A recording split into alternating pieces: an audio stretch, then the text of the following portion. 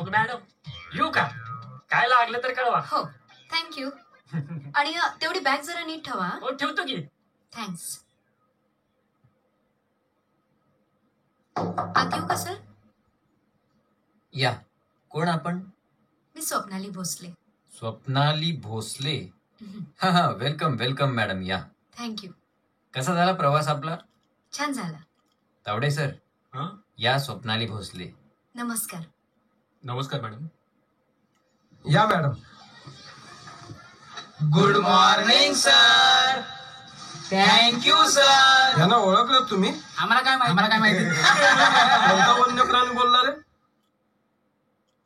ह्या भोसले मॅडम तुम्हाला इतिहास शिकवणार आहेत. त्यांचं टाळ्या वाजून स्वागत करूया. बस बस बस. Best of luck madam. Thank you sir. Welcome. अरे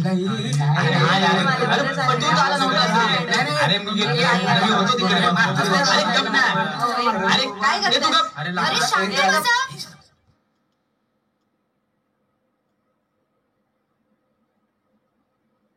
तर मी तुम्हाला आजपासून इतिहास हा विषय शिकवणार आहे.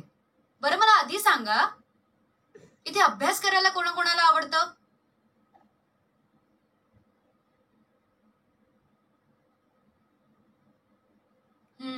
छान. काय रे, तुला नाही आवडत? आवडून उपयोग काय? शिकवलेलं कळायला पाहिजे ना. नाव काय तुझं? नागेश पाटील. नागेश.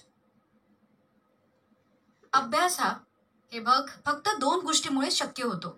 एक म्हणजे आवड, दुसरी म्हणजे भीती. मॅडम, नाटकाशिवाय दुसरा फालतू विषय आपल्याला आवडत नाही आणि आपण कुणाच्या बापाला भेट नाही. हा, तो फक्त स्वतःच्या बापाला घाबरतो. नागेश, मोठ्यांशी असं बोलू नये. बरोबर आहे मॅडम तुमचं. अभ्यास तर फक्त परीक्षेपुरता करायचा असतो ना.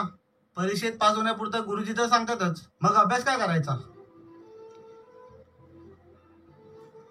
तुमचा हाच तर गैरसमज मला दूर करायचा आहे बाळांनो.